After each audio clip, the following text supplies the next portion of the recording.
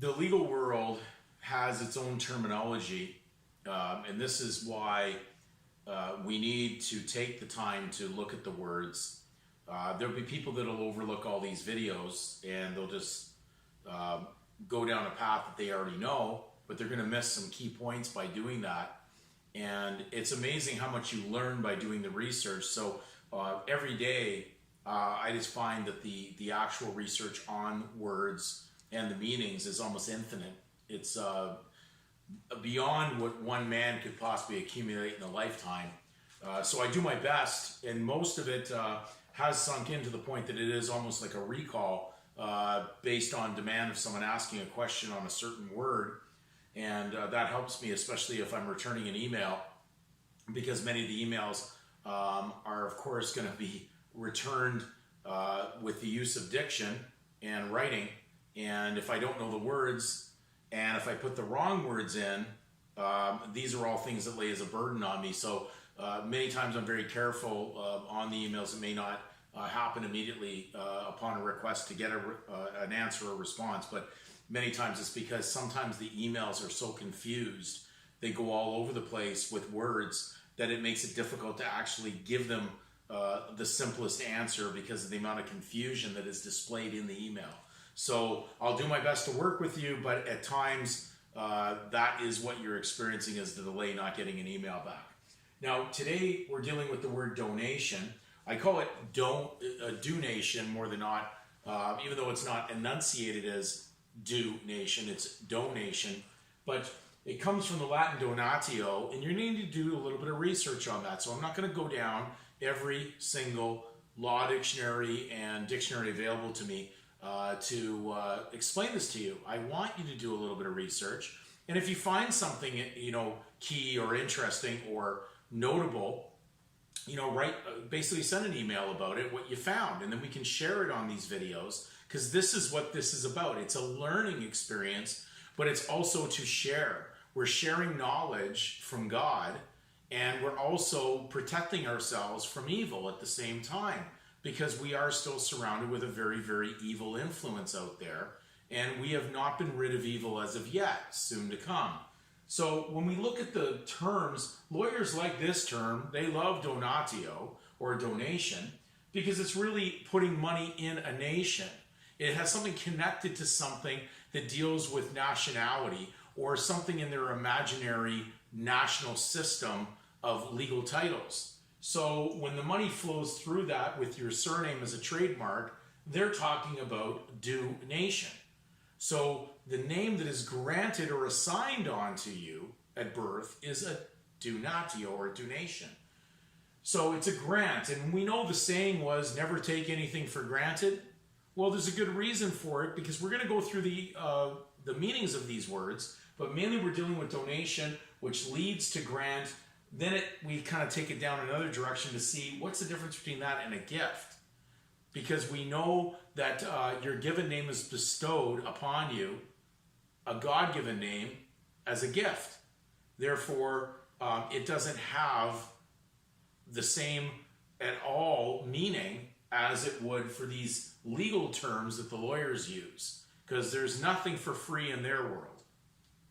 So when we go to the word donation, Samuel Johnson's Dictionary 1755 says, the act of giving anything. It's talking about a thing now. He did not put anything together. He didn't join them. He said any and then thing. Now, Paul's words were, if a man thinks he's something when he's no thing, he deceiveth himself. So they're talking about legal things in this context. It says the grant by which anything is given. The grant by which anything is given. So the next thing to do would be to simply go to the word grant. So we're going to go to grant. Listen carefully to Samuel Johnson's dictionary definition on to grant. It says to admit that which is not yet proved, to allow, to yield, to concede. Interesting, the writer was Hooker. So he was really probably using that as the part of the word that would lead to being his little secret code name under the surnames for writing as someone involved in prostitution for the body, especially the body corporate.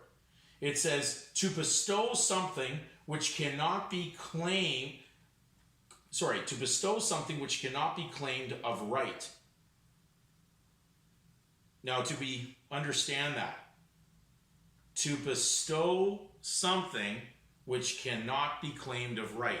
Now, this leads also to research into Bouvier's Law Dictionary under name. And in name, under dealing with additions of names, Bouvier's Law Dictionary, when it talked about additions, said that an addition can be claimed by none, but assumed by anyone. So, in other words, this is the danger of taking something for granted. The state is granting you the opportunity to use it, but it has strings attached to it. It has debt. It has stress. It has tax. It has profit that is spiritually not there. That's all I can say. It's the opposite. It's so contrary to what is real and truthful that this whole subject matter becomes almost absurd when you break it down. But because people want this illusionary, imaginary money so badly, because they believe they've been stolen from, but how could you basically have something taken away from you from the idea of a fiction? Certainly the whole thing is just a conceptual mind screw, and you've just been caught into it to believe that it's real, when it's truly nothing more than make-believe and false. As a pretender is required, someone who needs to pretend to issue the legal tender. So someone needs to be in the imaginary game in order to make the legal tender work. It certainly is not there based on true belief, it's just based on consent to believe in something false. So when we go to the word gift, much different. The word gift, Samuel Johnson's dictionary, 1755. I just have to back up here for a second. And we're going to the word gift. It says, a thing given or bestowed, the act of giving. The right or power of bestowing. And it says, so when we're going in there on how it is, the difference is, when we talk about a pure gift is unconditional.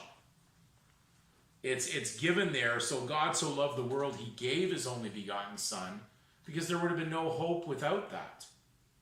And the only thing that was attached to that was that someone would morally and willfully, in a proper sense willfully, give themselves to the right side, not to the wrong side. They would accept that and realize how impacting it was Adam's sin. And the fact was that Christ came as the last Adam, who basically was contrary to sin and had no debt, and therefore was able to pass on this perfect gift to everybody. So in the legal system, there is no perfect gift, because perfection does not work in imperfection.